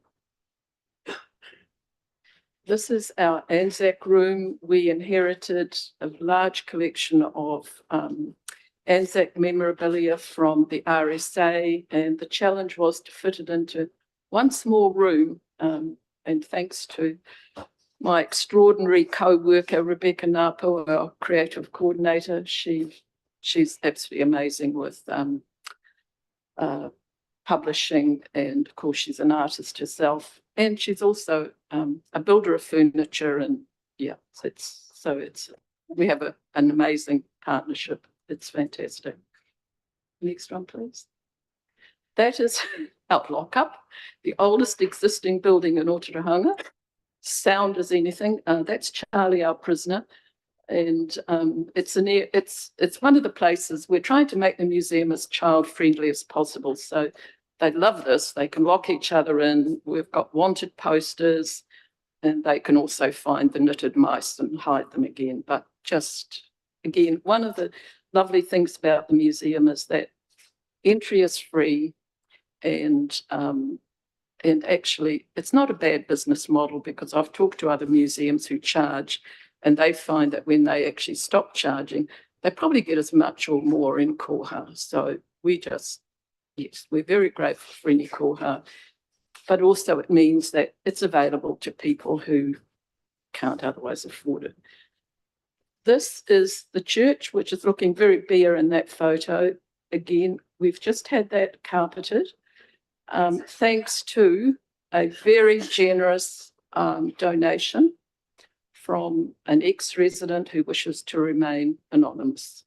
But that was the result of a Facebook post where she saw some of her family's treasures being cared for, and she just wanted us to be able to continue looking after those treasures. So that is the first item we bought. Oh no, we also bought a new vacuum cleaner, which we really needed, and we're carefully looking after that little nest egg.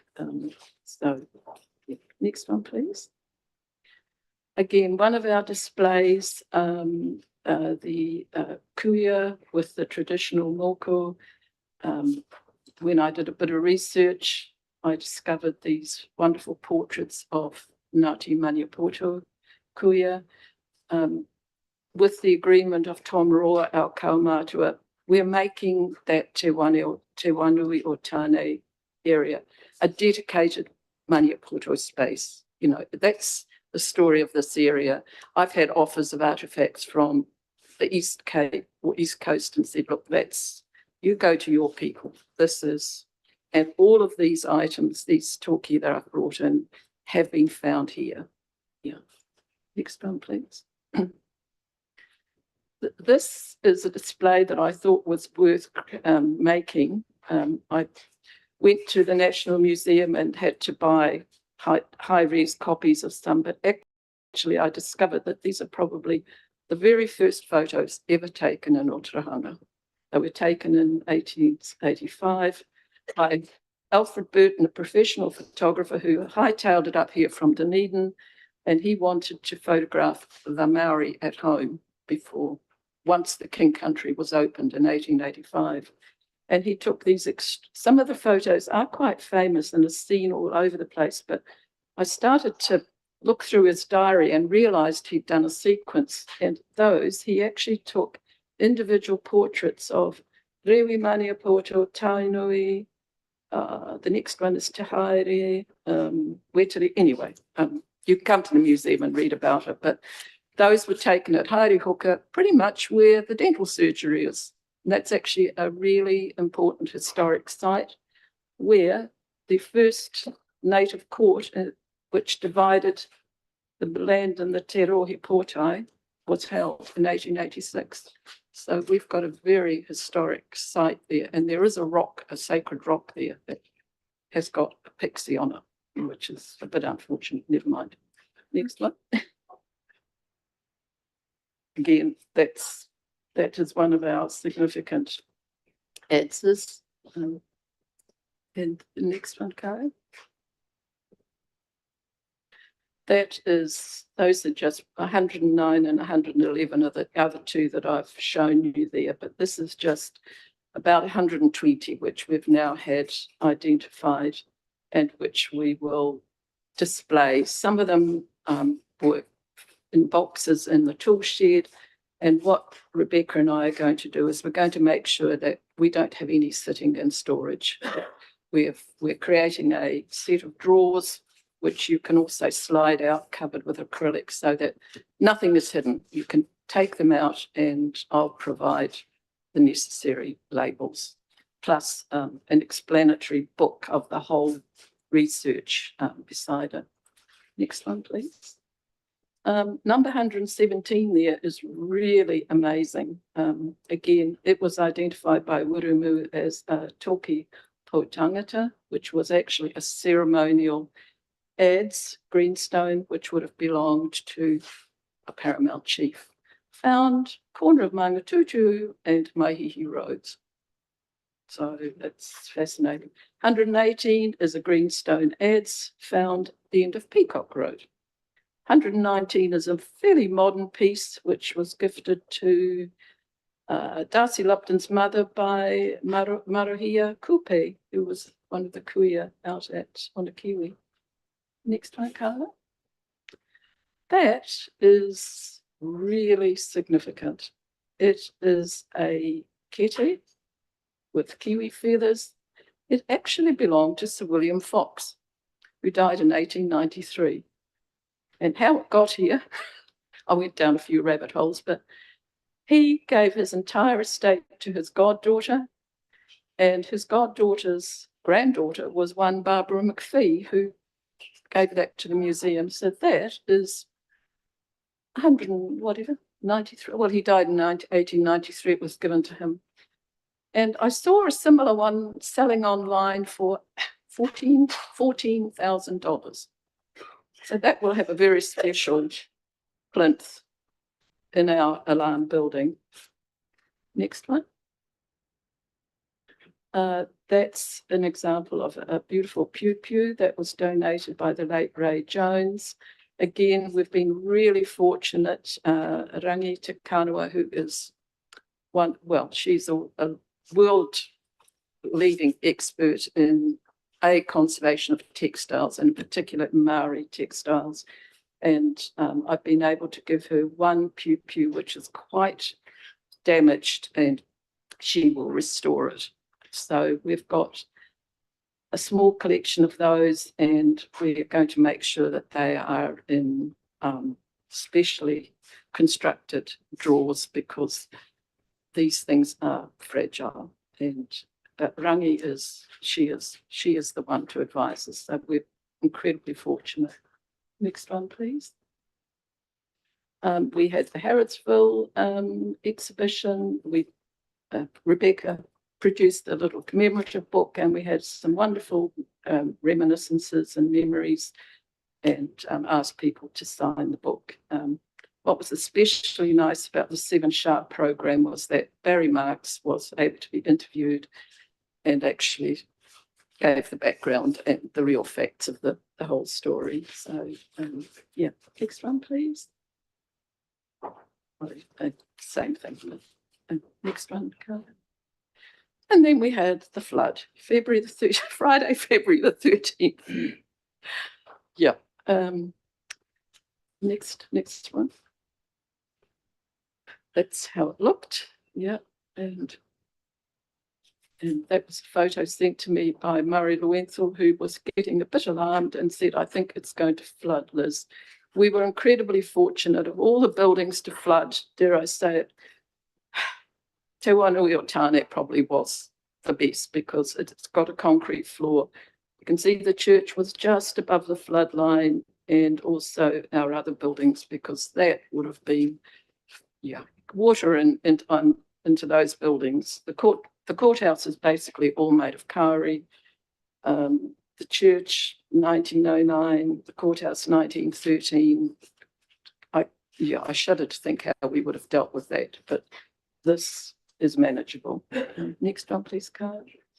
And there are our amazing community who came out, waded, including Maggie, who was helping supervise, waded through the flood waters and carried pretty much every last taonga and put them in the church next door. So we actually we really didn't lose anything except some display cases, which Hornicki, I think, and put together from recycled materials. And now we're able to start afresh. So yes, so we had this extraordinary community response at very short notice. And next one, please. And there, I think, is Maggie with her back to us in the photo. Yes, with the church, you know, ending up as the place where we had to store things while we got things fixed in Te Wanui o Tāne. Next one, please. Floodwaters the depression at the base of the Waka, the water did reach the root line, but fortunately in that depression there is a drain, and by 9 o'clock the next morning the water had drained away. The carpet was absolutely sodden, so I asked that that be stripped out straight away.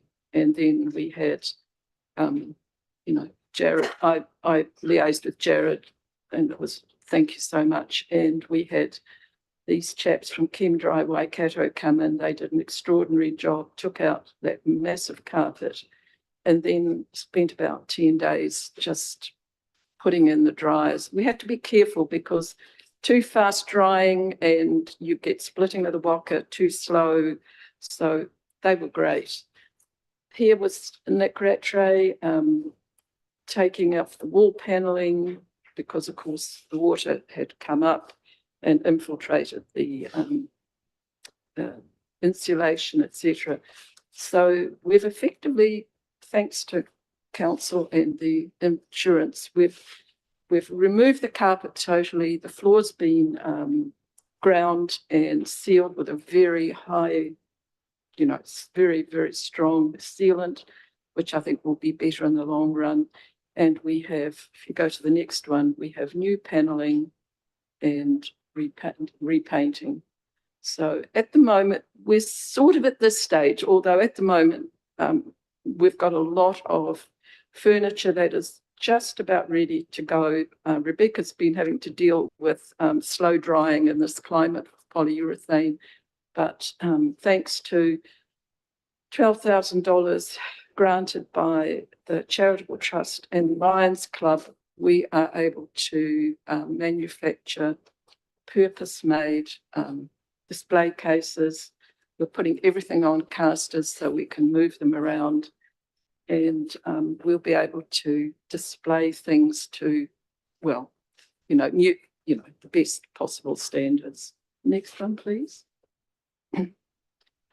This is the post that gave us a substantial donation. Again, this lady saw that we were caring for her family's treasures.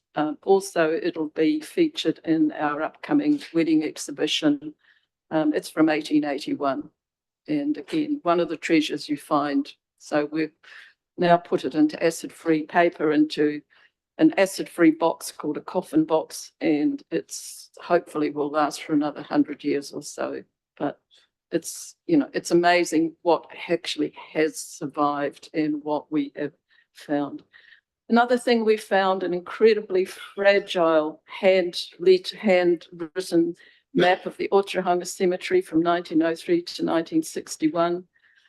Thanks to another grant from Charitable Trust, I had it all digitized in high res, and then I went through and tried to find all of the names by cross-checking with council's existing records. So we now have a record of the very first burials up at the Ōtorohanga cemetery up to 1961. And I know Maggie will be able to tell you she gets a lot of inquiries, especially on a Saturday, from visitors. People are very, very interested in their forebears, Maori and Pākehā.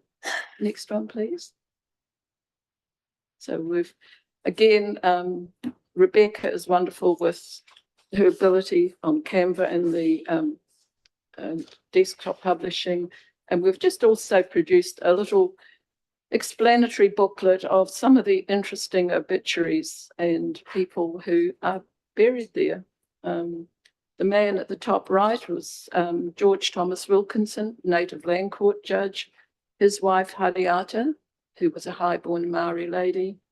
And the man at the other top was William Vickery. So it's actually fascinating going up there and seeing some of the gravestones and some of the incredible stories, influenza flu victims from 1980. There's an amazing lot of history in this roadhead. I think that might be the last one. Yes, thank you very much. Yeah. So, yeah. Very good. Thank you for that, Liz. Any questions? Any questions? No, just thank you for what you do and like your knowledge and your research that you do into everything, like your whole committee. It's amazing. Thank you. I just have to thank the council. We honestly couldn't do it without you, Te Wanui o Tāne. Your funding is giving us 35 hours a week, which Rebecca and I divide between us. Maggie, of course, is an unpaid volunteer and president of the society. She's invaluable as a guide. She's often joined by Heather Taylor from the museum.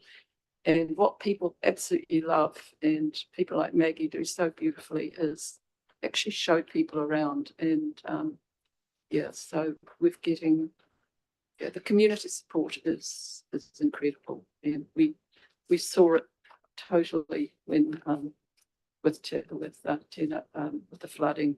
And I guess the biggest lesson I've learned, or the thing that I've realised, is again the power of communication. You ask for help and you thank people, and doesn't matter what technology there's out there, and there's a hell of a lot of it. The personal touch is still the one that's important. People, I mean, I can text or ring people like Professor Tom, who's our kaumātua, who's so generous with his time. And one of the best articles I ever read was, what are the 5 most powerful words in business? And it was, please give me your advice. Thank you. Thank you. Thanks very much, Liz. Thanks for everything you do. Thanks, Maggie, for everything you do. Don't forget your taonga. Oh yeah, don't forget your rocks. Yeah.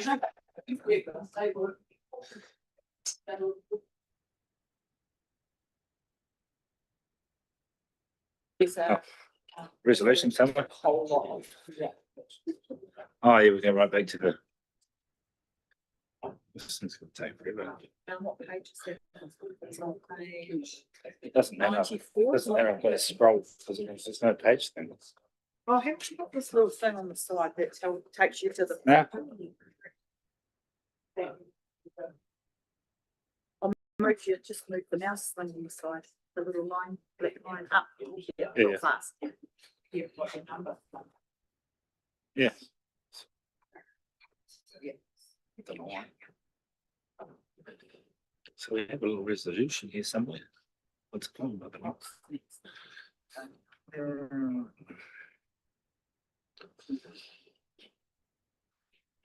Right.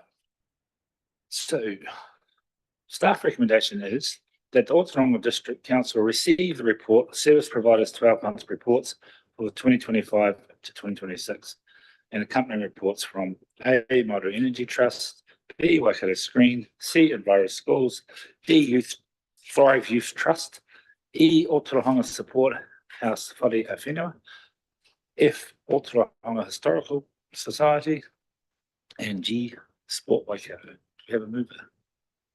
Move Councillor Barclay, second Councillor Barker. All in favour? Carried. We are moving on to councillor updates. Councillor Carr looks like he's ready. Microphone, please. Oh, sorry. Mayoral Relief Fund. The last workshop, obviously heads up last week, which was just interesting. Had some follow-up correspondence around the proposed speed limit change on Waihiri Road, and had some good feedback from Mark and Paul around that. It's actually quite a difficult process, but Mark's putting a report together.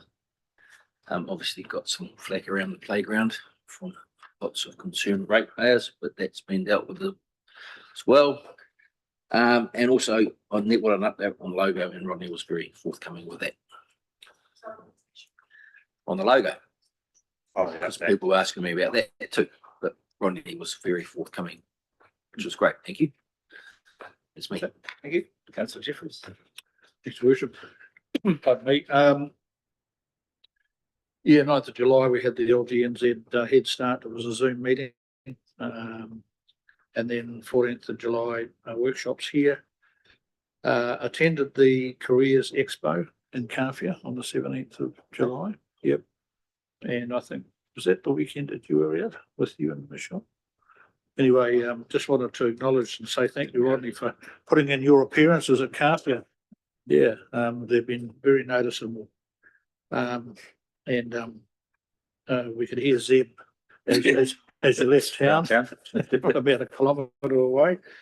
The 18th of July, I went to the annual general meeting for the Runanga Hikairo, and that was a long meeting, about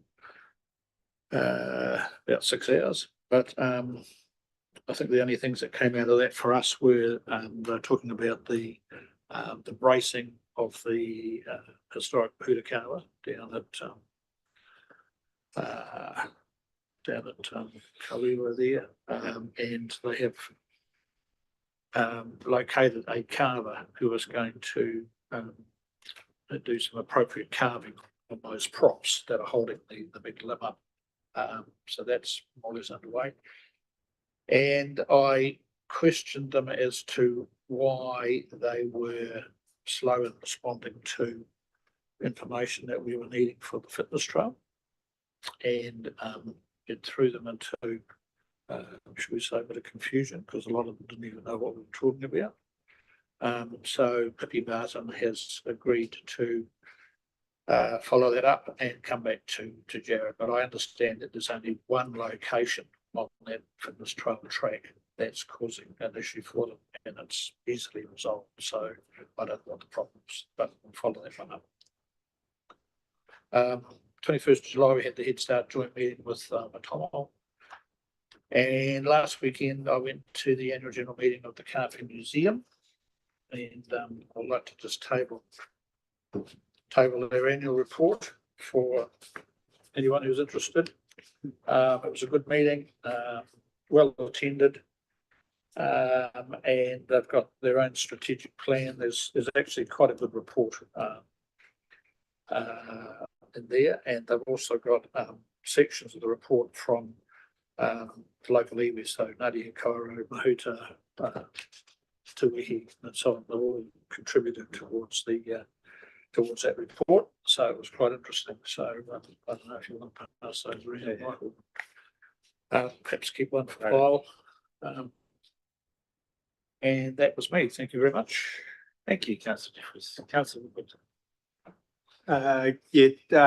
So the Head Start meeting the other week, and a North King Country Development Trust meeting, which we've got a meeting with service providers within the district coming up next month. So that'd be cool to see who's doing what around the area in terms of community support. Otherwise, reasonably busy on farm with carving at the moment. But from a college point of view, building started on the new science lab today. So took a wee while to get there, but we've got everything across the line now. So I look forward to that progressing over the next 6 months. Thank you. Deputy Mayor, Chris. Just the standard workshops that everyone's been doing, and LTP, Head Start, Elevate meeting, lots of catch-ups with different people asking about Head Start. So it's quite cool to have that conversation with people. And spent about, I don't know, 5 days down in Christchurch. Love Christchurch, love Lime Scooters, with Waikato basketball under 16s, and they got bronze. Councillor Barker. Yeah, just our standard stuff for me. So our community board meeting was cancelled this month. just workshop and the Head Start meeting with Waitomo. And yeah, that's about it for me. Thank you. Councillor Barr. Pretty similar to Michael, spent the last month covered in Murgu. Mainly just Make Mara the money. Relief Fund, Head Start meeting, workshops, that's about. Thank you. Councillor Butcher. Kia ora.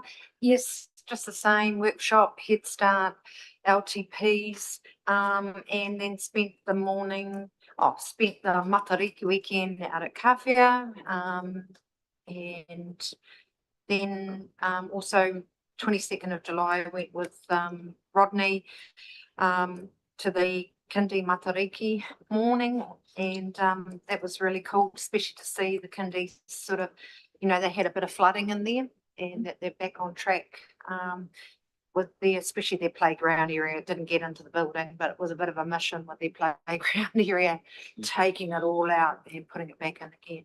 And just to see that they're going really well down there, good support for the community. Thank you. We're on to the resolution. Register.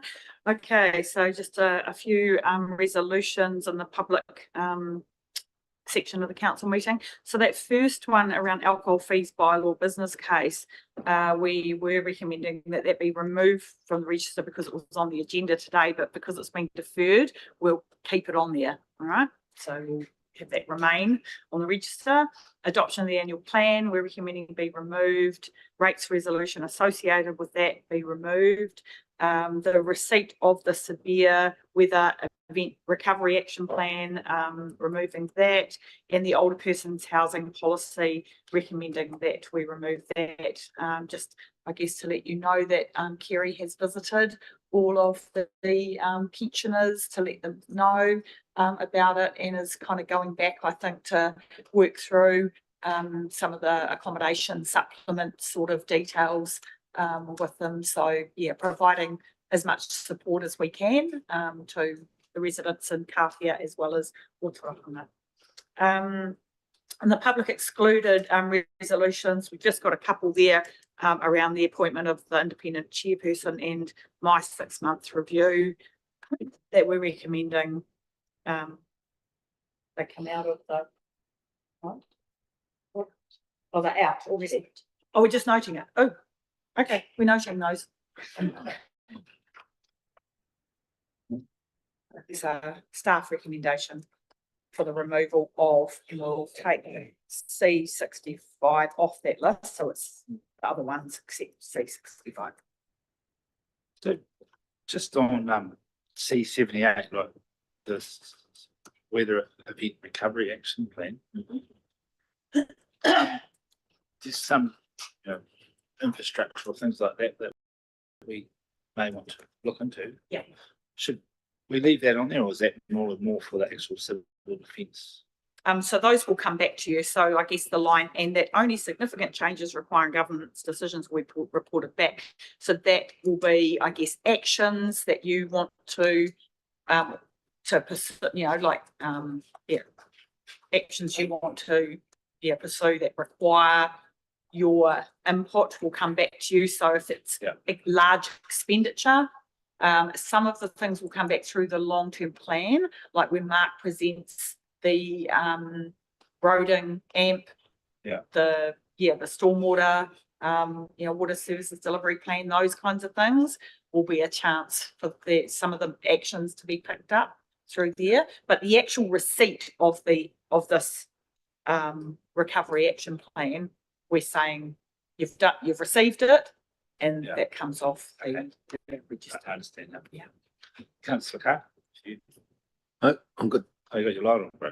Oh, sorry. Right.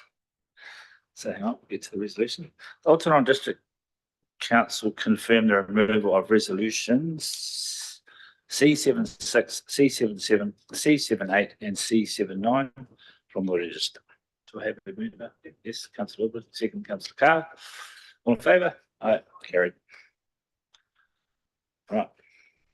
Okay, we're going to have to take a break because we're well ahead of time, and we've got quite a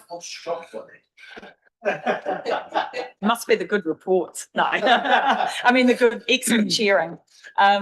So yeah, we'll take a break because the Kiwi House are due at 11:30 and it's 10 past. So yeah, talk amongst yourselves and get a cuppa and today will take us on. So it's just, if we, Oh yeah, good point, Katrina. So we've just sent you all Rebecca has just sent you all an email with the Head Start latest version for your reading ease. The changes have been highlighted and also put in a separate table for you to refer to. So you don't have to read the whole 40-page document again unless you really want to. And we need your feedback by 8 a.m. tomorrow because we've got agendas to get out by Thursday. So that would be really good if you could give us that today. Yeah, ASAP, then we can get on with it. So it's been sent to the Waitomo elected members as well.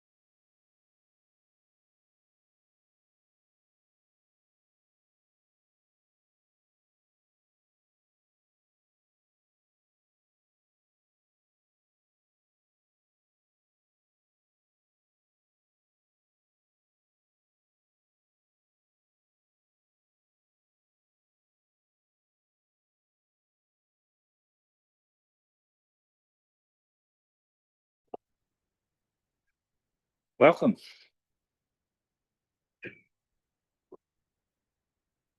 Yeah, perhaps if, I could, just introduce everybody here. So, Please. we've got representatives from the Kiwi House. Peter McCara, who's the, newly appointed, General Manager, Jenny Martin, who's newly appointed, Board Member, and Kim Ingham, Board Chair. So they're here, this first part of the meeting to, present, the quarterly report, which is a requirement under the loan agreement. So I'll hand over to Peter and Jenny to do that. At the conclusion of this meeting, we're going to go into public excluded workshops. So I just ask councillors that we're an open meeting, so any questions that relate to items that have been circulated in that workshop, if you could just wait till then that we're on air. And apart from that, I'll hand over to Peter. Okay. Kim. You should know Kim's the boss, Graham. The real boss. Good, right, Rodney. Thank you very much for having us here today. It's lovely to see everyone. Yes, obviously everyone knows who I am. I'll just throw to these guys to do a quick intro and then come back to me for a little go. Yeah, thanks, Jenny. Yeah. I'm Jenny Martin. But my grandparents were here for quite a long time, John and Maureen Bush. So, but I come from Taranaki, but I came back. So I've been a Bellingham for about 17 or so years now. Come through the ranks. I'm now a chartered accountant and partner, and then just newly appointed board member of the Kiwi House. Oh, cool. I didn't know that. Awesome. Well, Tēnā koutou katoa, ko Whakatere te Maunga, ko Waimate Awa, ko Ngāpu te Iwi. So hail from up north, and been at the Kiwi House since January after being poached by Kim. So but pleased to be here. Second.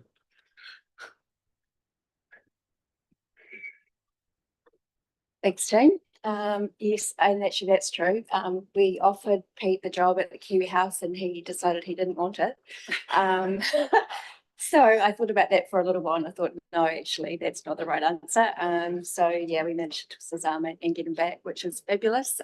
He's been amazing and very pleased to have Jenny on board from this Thursday. She'll take over at the treasurer position at the Charitable Trust. And we're really stoked to have her skills with us. So yeah, really good. So I'll just do a quick little bit of a speech and then we can throw to these guys for any questions that anyone might have. So it's actually only a little more than a year ago I became the chair of the Kiwi House Charitable Trust. It seems like a lot's happened, but it was only that amount of time. I just had to recheck the year. I thought, seems like I've been here longer. We've worked really hard and I'm pleased to say that the Charitable Trust is entering a new phase, and that's of strategic maturity and combining our established conservation purpose with stronger commercial discipline, governance capability and long-term planning. Board's ambition is to position the Kiwi House as a nationally significant conservation and tourism organisation while still preserving our charitable status, our community identity and our commitment to local stewardship. A central focus is exploring a strategic partnership with an aligned national organisation that could bring additional capability, expertise, investment and reach. Alongside this, the board is strengthening engagement with inbound tourism operators, regional tourism organisations and national tourism networks to build a clear understanding of visitor demand and growth opportunity, of which we think there are many. We have experienced advisors to the Trust in finance, investment, governance and strategic planning, and they are supporting our major decisions through robust modelling, commercial analysis and long-term thinking. So I guess with all that, the intended outcome is for us to be a really resilient organisation that's able to grow visitation and revenue, accelerate our redevelopment, expand our conservation and education outcomes, and reinvest future surpluses for the benefit of New Zealand's wildlife, the Ōtorohanga district as a whole, and future generations of people that live here.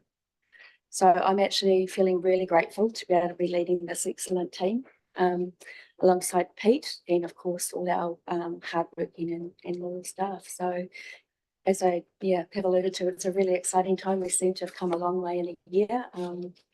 And yeah, looking high and wide for the future. So yeah, tēnā koe. Any questions? Thank you. Yeah, any questions? Oh, amazing. You're welcome. That's a great report. Oh, Councillor Butcher. Sorry, through you, Mayor Dow. Sorry, questions in regards to what Tim has just said or No, the whole presentation? The public. Oh, okay. The I do. open public. Not the workshop. Yeah. Yeah, the financial report. Yeah. I actually do, probably from the accounting view ahead. I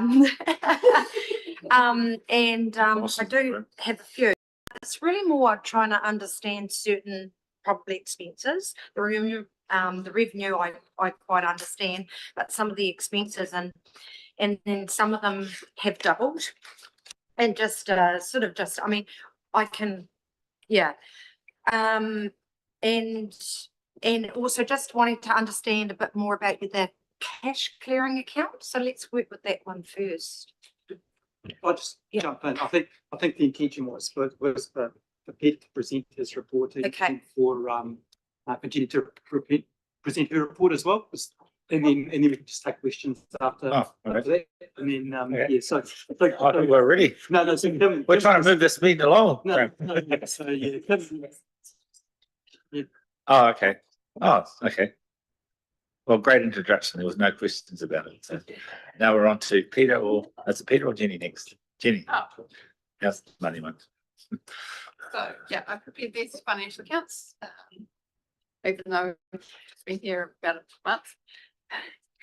But I've been through most of what it contains. So obviously, the biggest form of revenue is ticket sales, and then retail, shop retail, and then government grants, which is the last of the IRG funding of the development. So yeah, obviously with the income increased and the expenses have also increased in line with that. With the biggest one, well, it is actually a drop in employee remuneration. But we've also, compared to last year, we've separated out the wetter costs, which was in different categories last year, but we haven't been able to identify those, but we've broken those down to identify those separately, showing that that's a separate significant project that's being undertaken. So the balance sheet shows, yes, there is a decrease in cash that was mainly spent with the government grants being spent on further development during the year, which I believe was in the later part of 25, finishing off the ANEC part of the program development, which is why development in progress also increased. The expenses have dropped slightly, and there's an unspent grant which has specific intentions, and we'll be purchasing those shortly. That's about it, really. From that. Oh, I forgot there was capital items during the year. There was the solar project which was funded through donations, that will help reduce future costs. And then there was some wetter enclosure costs for the significant ones, and then a couple of items bought from the Gallagher grant. Thank you. So I won't focus too much on financials. Jenny's just done that. So I think the key message for me for the council is that, as you know, the Kiwi House has been here for 50 years, and strategically we're looking at the next 50 years. So we're taking a long-term approach to what we're doing now, but also in the future for anything strategic. And so what that means for us, it's about establishing both local, regional and national partnerships that really leverage what we're currently doing and what we want to be doing in the future. So a key part of my role sitting on the board is understanding what we currently look like and start to navigate what we need to look like for that future. Because we want that long-term approach. So that's what we're taking around financials, that's what we're taking around strategic as well. In terms of performance, despite all the interesting environmental events over the past year, we've actually performed from a visitation point of view extremely well, just slightly less than the previous year. And I guess that's just all credit to both the community, but also the staff in terms of the backbone of the organisation is around staff and staff commitment. And they've held that for quite some time. So my role really is to start putting in place some really good business hygiene to really create the environment for the organisation to start to build and enable us to be able to scale from a conservation and education point of view. That's also a backbone of the organisation. That's something that we do extremely well. We're having a positive impact, not just in terms of the capital environment that we currently do with Kiwi House, but also in terms of the regional environment as well. Releasing 4 kaka into Ōtorohanga is an example of the impact that we're having outside of the Kiwi House as well. Thank you. Thank you. Now we'll go on to questions. Councillor Butcher. Yeah. Just say that it's not that we have. So to come back to you in detail. Okay, yeah, thank you. Thanks. Awesome report. Thank you very much for it. Very detailed. And probably because I work in the environment. I mean, look, there's a few there that look like they've doubled, but without really going into it right now and taking a lot of time, I can talk with you guys later. But one of them was the wetter costs. Now that that's sort of established, do you envisage that that will come down? I know it will still be a regular cost, but now that you've established that, do you think that will come down in future years, or? The cost overall, you mean? Yes, yeah. So we are in negotiations with Station, like right at the moment, and something is just about to be signed and just about to be released around those, around this. Right. Yeah. So we kind of like waiting. Yeah. Yeah. So that will be a significant contribution towards that. Right. And ongoing project. It's a 10-year program. Yeah. And with the waste disposal, it's doubled. And in the essence of the Kiwi House being as environmentally friendly and as possible, is that just a cost thing, or is it still you're working through? There was a lot of work done around tree clearing and things. So I assume that it may be semi-related to that. I feel like they must have had a good clean out at some point, ongoing clearing out. I wasn't around at the time, but they also had a pest incursion, so they have to nip that in the butt. So there's unexpected costs. Oh, yeah, so that comes under that. Yeah, okay. And then my last question really is the FPOS fees, the recovery for the actual fees, not the haulage of the FPOS. That's gone up even though you've got income coming from recovering it, and they don't exactly cancel each other out. So there's more in that expense than the income coming off it. That's been a new policy. I don't believe it's 100% recovery, but it's a high percentage recovery. Yeah. And there may be a little bit of because it was a new treatment, earlier payments might not have been quite coded correctly, but we're tracking that going forward. Okay, thank you very much. Thank you. I just got one little question. Given that there's bird flu down Wairarapa and that, do we vaccinate the birds or? Yeah. Actually, that's a genuine question. We've done quite a bit of work in that, and we actioned it straight away as soon as we were in Australia. The board approved the policy last year in terms of the protocol for avian flu, so the board was well ahead of the game as well. The actual vaccination program has been driven by MPI,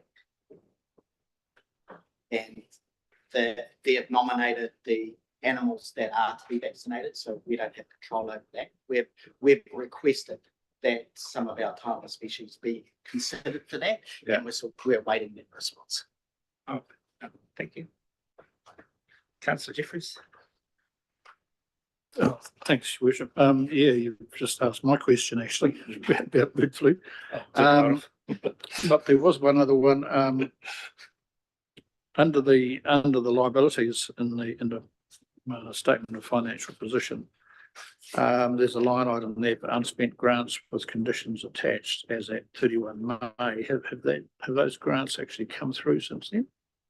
That's money that has been received before year end, but has not been applied to the relevant expenses as of yet. But we are in the process of spending the money on the designated items. Right. Yeah. Right. So as at today, that would be zero, or have you like? That's that. Yeah. No, we've spent some of that money. It'll show up in the next financials. It's the reason that it's taking longer than what we'd like is because we're navigating the invoicing to the organisation. It's the way that we want them to invoice us, so we've got to approach it that way. Yep. Yeah. So, Fair enough. and then we've got to try to find others. So when we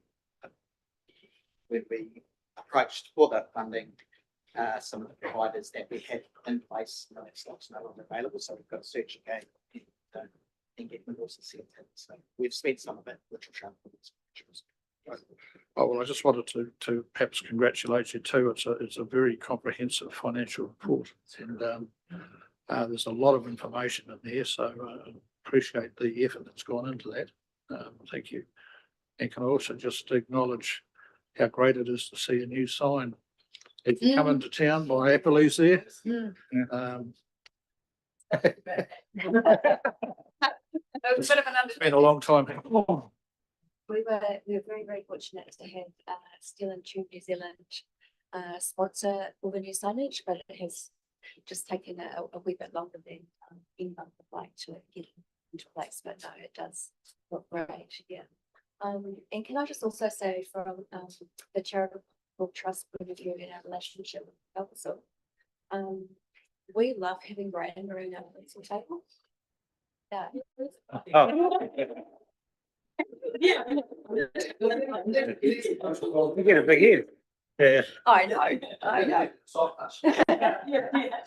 Absolutely not. Absolutely not. No, he's obviously a very strategic and smart man, and it's just really good having that really good. He didn't pay me, honestly. Yeah, it's just really good having that like genuine open relationship and the ability to, there's nothing goes sort of like, I don't know, behind closed doors. No, I heard he's going to volunteer for your board when he retires. pay rate's not very good.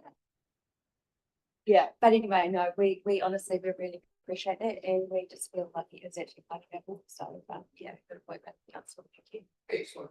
Thank you.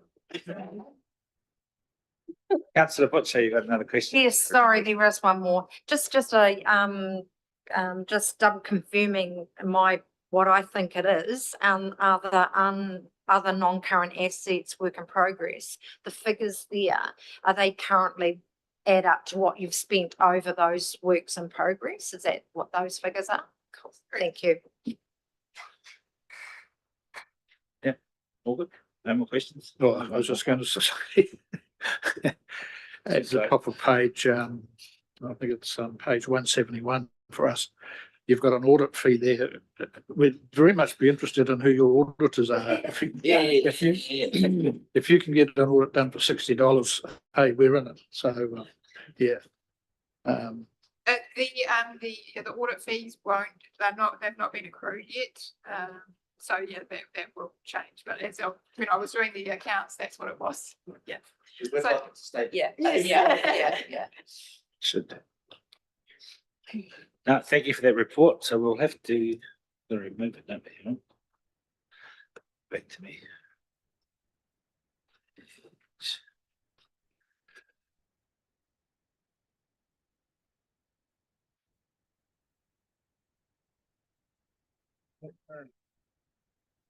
Staff recommendation is the Ōtorohanga District Council received the Ōtorohanga Kiwi House Charitable Trust's progress report to the 31st of May 2026. Do I have a mover? Move Councillor Jeffries, second Councillor Carr.